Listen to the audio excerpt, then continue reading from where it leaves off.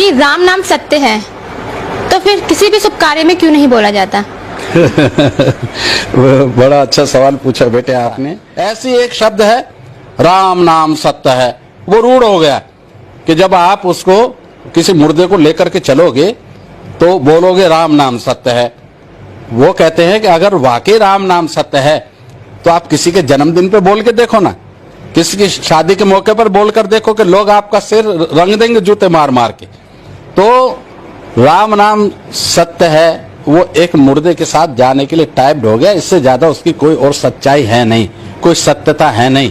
वैज्ञानिकों ने, इतिहासकारों ने राम के अस्तित्व को स्वीकारा नहीं है और उसको नकारा है, और जिस आधार पर उन्होंने नकारा है उसका उत्तर इनके पास किसी के नहीं है। हाँ, जब ये उत्तर नहीं दे पाते हैं किसी बात का तो मरने मारने पर उतर आते हैं और दूसरे को राष्ट्र विरोधी और देशद्रोही कहने लगते हैं।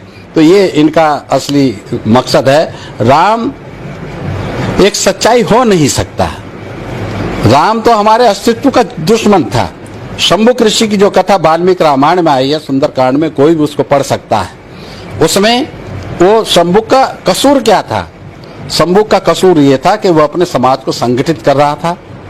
वो एक तरह की तपस्या थी, क्योंकि ये लोग करने नहीं देते थे और उनके षड्यंत्रों को नाकाम करके अपने लोगों को पढ़ाने का काम करना ये कोई बुरी बात नहीं थी। बस ब्राह्मण को यही बुरा लग गया। ब्राह्मण ने जाकर के रामचंद्र जी को भड़काया। रामचंद्र जी भड़काने में आ गए और आकर के हमारे शंभुक ऋषि के पास जब वो आए हैं तो वो पेड़ पर सिर नीचे और टांग ऊपर करके लटके हुए तपस्या कर रहे थे। यानी कि जो व्यवस्था थी उसके उलट चल रहे थे। उसका मतलब आप ये भी ले सकते हैं। तो ऐसे शंभुक ऋषि की भगवान राम ने अपने हाथ से तलवार मारकर उसकी गर्दन काट दी।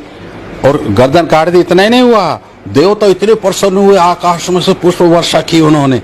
यानी कि सारे देवता, यानी कि सब देव का मतलब ब्राह्मण होता है, वो इतने प्रसन्न हुए कि रामचंद्र को हमारा कत्ल करने पर, हमारे बाप का कत्ल करने पर वो आशीर्वाद दे रहे हैं। तो वो राम कैसे सत्य हो सकता है या हमारे लिए कैसे श्रद्धा का आधार हो सकता है? नहीं हो सकता। इसलिए ये कहना कि राम नाम सत्य है, चाहे मुर्दे के साथ कहो चाहे उससे अलग कहो, हमें तो कोई फर्क पड़ता नहीं। हमारे लिए तो राम नाम झूठ है और झूठ ही रहेगा।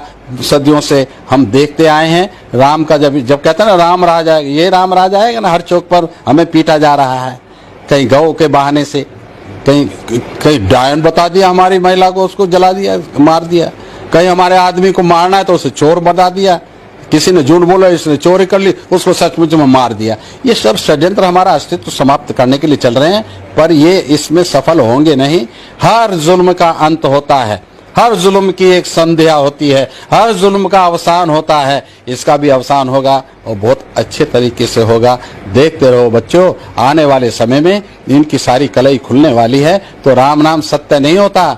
राम नाम सत्य होता तो उसको कहने की जरूरत ना पड़ती। सत्य तो अपने आप प्रकट होता है। कोई गुलाब कहता है कि मैं गुलाब हूं, मैं खुशबू छोड़ता हूं ना, अपने आप खुशबू नाक तक आती है।